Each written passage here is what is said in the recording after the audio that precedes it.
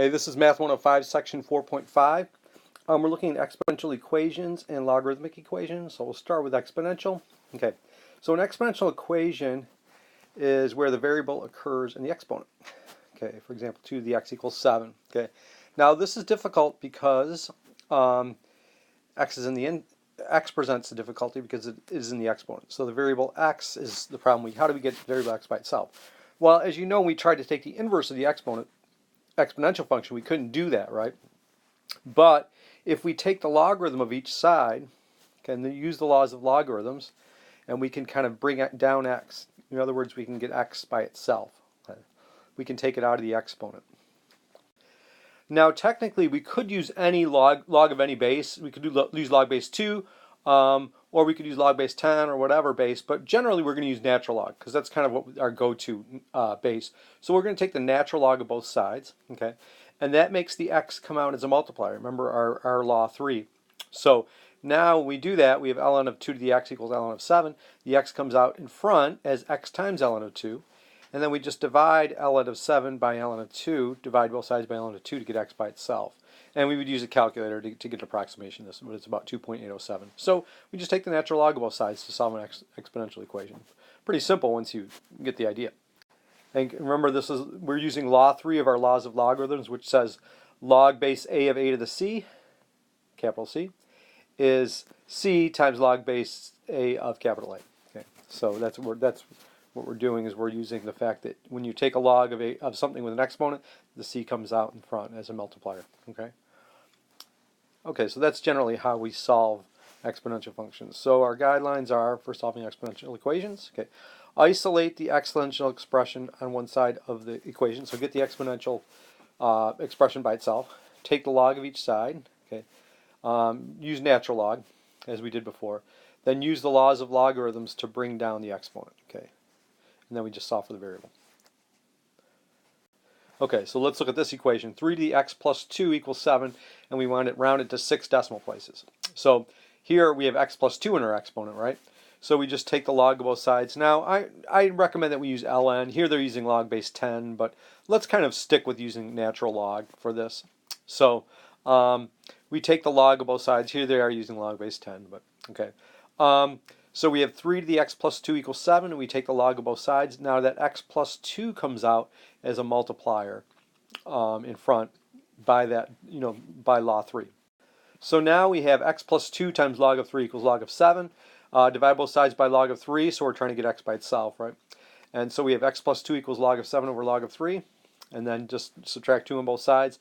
We get x equals log of 7 over log of 3 minus 2, which is approximately minus 0.228756, rounding to 6 digits. So we go out 7 digits and we round that 6th digit, right, to round to 6 decimal places.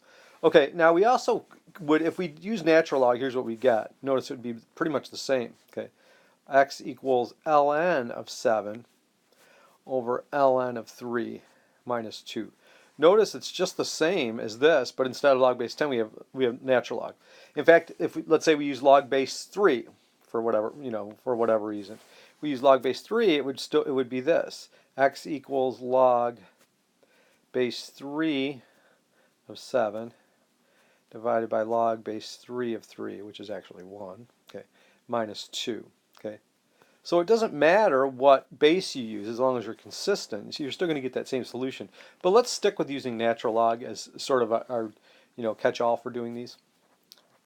Okay, and then if we want to just check our answer, we'll substitute that x into our original equation, 3 to the x plus 2. So this plus 2, 3 to that power, is approximately equal to 7. And we would use a calculator for that, okay, just to see if that solution actually works.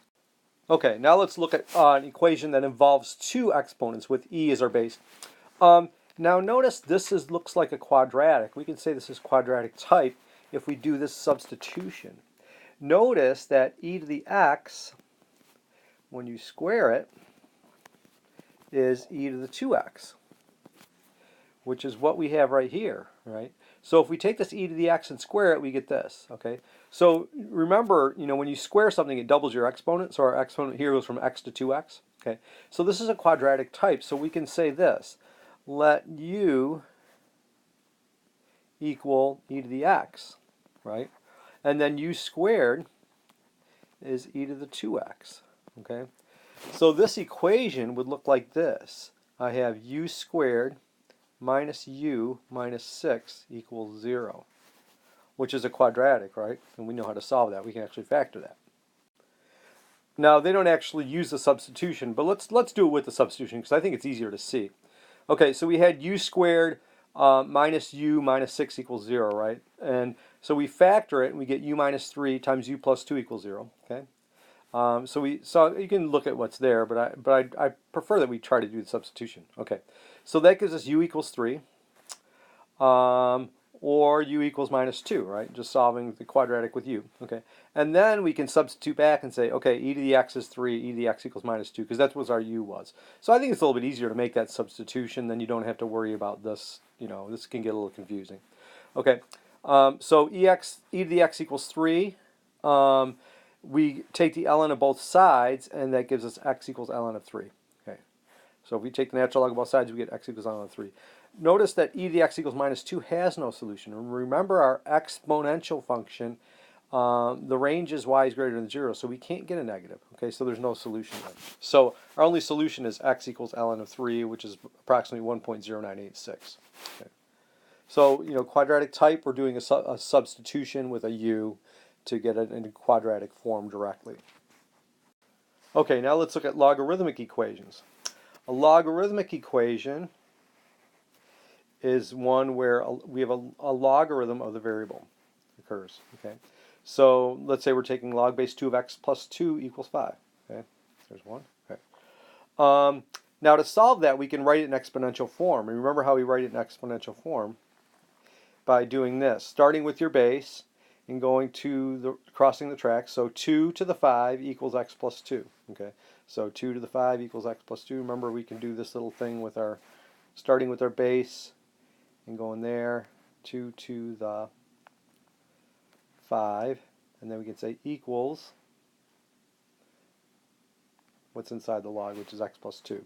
So that's how we get this. Okay, and then we can just, well, we're going to subtract 2 on both sides, right? So x equals 2 to the 5th minus 2, which is 32 minus 2, which is 30. Okay, solve for x. Now, when we do these log equations, we always have to check our solution because we can never have a negative going into a log. Okay, so that's key. We can't, whatever goes into a logarithm, it has to be positive. So we have to make sure that this x plus 2 is positive. In this case, it is, so it's not a problem. Okay, another way to approach this problem is to raise the base 2 to each side of the equation. Okay, in other words, like this was our equation, log base 2 of x plus 2 equals 5. If we take 2 to this power equals 2 to this power, in other words, we're taking 2 to this side equals 2 to this side. So we're making each side become an exponent. Okay, so we take 2 to the log base 2 of x plus 2 equals 2 to the 5th. And then this cancels the log base 2. Remember, this exponential function, 2 to the power, is the undoing or the inverse of log base 2. So we're left with x plus 2. And this was our law of logs that allowed us to do that. If we take a to the log base a of x, we just get back to x. So this was the law that we're using there. Okay, it was that fourth law of logs, or fourth property of logs. Okay, so this, remember, this cancels the log when you take a to that power. So that's what we're doing. We're taking 2 to this power to cancel that log base 2. So we get x plus 2 equals 2 to the 5th, which is 32 minus 2 is 30. So we'll be using this sometimes. So I want you to be comfortable doing this because sometimes we have to do this sort of conversion. Okay, where we're taking 2 to the power of both sides. Okay, so here are basic guidelines for solving log equations. Isolate the logarithmic term on one side. Okay, always isolate by one side of the equation. Okay. You might first need to combine logarithmic terms. So remember how we can combine those using our laws of logs. Okay. Write the equation in exponential form. Okay. That was where we're kind of doing what a log dictates. How we can convert it to an exponential. Or we can raise the base to each side of the equation like we did the second way. Okay. And then just solve for the variable. Okay. Okay. Our first example will be ln of x equals 8. We're solving for x. So remember, we can say this is like log base e, so we can say e, we can kind of put our little e here and say log base e, right? So we have e to the 8 equals x, and that's our solution. So it's simple enough. Using a calculator, it's about 2,981. Okay. Okay, and here's our other method. We can, since this is base e, we can say e to this power equals e to this power. So e to the ln of x equals e to the 8. Okay, these cancel out, so we get x equals e to the 8. Okay, and that's where you're taking e to the power of both sides because this is log base e. Okay, our second example, log base 2 of 25 minus x equals 3. Okay, so using our basic principles again, we can say 2 to the third equals 25 minus x. So that's how we get this one. 2 to the third equals 25 minus x. Then just, 2 to the third is 8. Okay, and then we can say x, add x to both sides and subtract 8 on both sides, and we get x equals 25 minus 8, which is 17. Okay. And then we should always check our answer. So if we get x equals 17, plug that in. Log of 25 minus x, or 25 minus 17, is log base 2. Log base 2 of 8 is 3. And we don't need to calculate it for this, right? 2 to the third is 8, right? So this is something we should be able to do by hand. Log base 2 of 8 is one of those that we can just do in our heads. Okay, and recalling compound interest, now we're going to use it in exponential equations, but we're going to solve for t. Okay, so we're going to do other things where we have to solve for something that's in the exponent. So remember, if we have principal p, interest rate r, okay, for t years, and we're looking at the amount of the investment, okay, at a certain amount of time. So our simple interest for 1 year is a equals p times 1 plus r.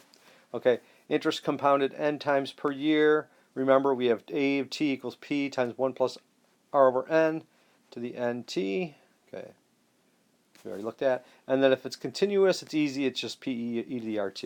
Okay, so we can use logs to determine the time it takes for the principal to increase to a given amount. Let's say we want our principal to go from like 100 to 300, okay, dollars, and we want to know how long the t takes. Well, we saw for t, but it's in the exponent, right? So we can use log equations to find the unknown t. Okay, so let's say we invest $5,000 at an interest rate of 5% per year. So we have we want to know the time required takes for our money to double if the interest is compounded semi-annually, which would be n equals 2, or continuously, and that's a equals p to the e to the rt. So here, semi-annually, n is 2. Our principal is 5,000. Our interest rate is 5%, so 0.05. And we want our amount to be 10,000, right? We want it to double. Okay.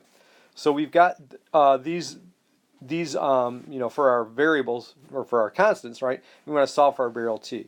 Now remember, continuously, we're not going to use n, right? We're going to use this a equals p e to the rt. Okay.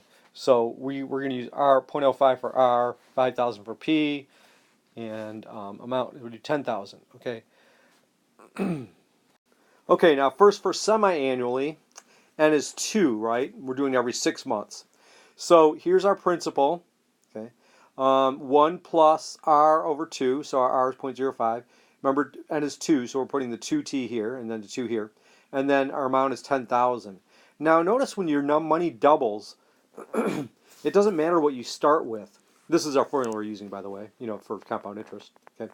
When you divide both sides by 5,000, you're going to get this thing, this 1 plus 0.05 over 2 to the 2t equals 2. That means your money is doubling, whether you start with 5,000 and go to 10,000, or whether you start with $1 and go to $2. So it doesn't really matter what money you're starting with. If your money is doubling, you're looking at this thing equal 2. Okay? That 1 plus 0.05 over 2 to the 2t equals 2 would double your money. Okay, so how do we solve that? We want to solve for t, right? So we take the log of both sides. I recommend taking the natural log again. But here they're using log base 10. Okay, so that takes the 2t out, right? Because we're using our laws of logs. What log of 1.05 to the 2t is 2t times the log of 1.025. Then we just divide both sides by log of 1.025. And then we divide both sides by 2 as well to get t by itself. So that gives us t equals log of 2 over log of 1.025 times 2, right? Because we divided by log of 1.025 and we divided by 2. And using a calculator here, we get t is about 14.04 years. So our money will double in about 14.04 years. Now, another trick that we can do is a rule of 72, and I'll talk about this in class too. Rule of 72 says divide 72 by your interest rate.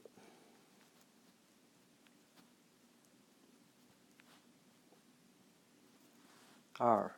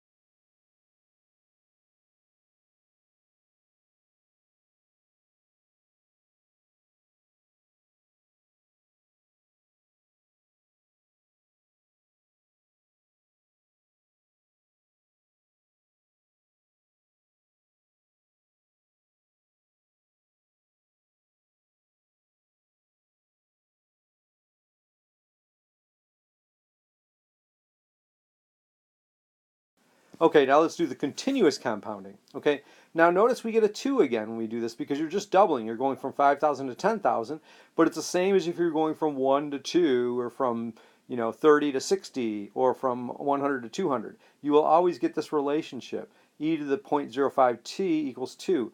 Now, we're going to use this a lot when we get into the next section too because we're going to talk about exponential growth and decay, and we're going to talk about doubling quite a bit. So when you're doubling, you're going to get e to the RT equals 2, and that's important too. So let me write that down. Doubling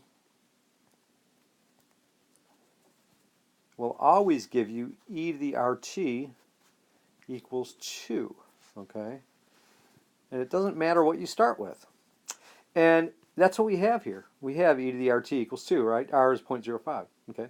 So if you remember this is a good thing to remember because this kind of tells you how, when you're using e as your base, which we do all the time, right? More often than not, then you say e to the RT is 2, where R is your growth rate. Here we're using our interest rate. So we'll use this a lot in the next section. Okay. Anyway, e to the RT equals 2. Take the natural log of both sides because we're trying to solve for t. This cancels the e to the 0.05. So this cancels out the e, so we get 0.05t equals ln of 2, and t, we're dividing both sides by 0.05. And we get t equals ln of 2 over 0.05, which, using a calculator, approximately 13.86 years. Now that's continuous compounding, so remember, when you're compounding continuously, you're putting interest constantly in the account. So it would take a little bit less time, less than 14 years, because we're compounding more often. Okay, and we'll look at some examples in class, and we'll talk about that doubling a little bit more in the next section.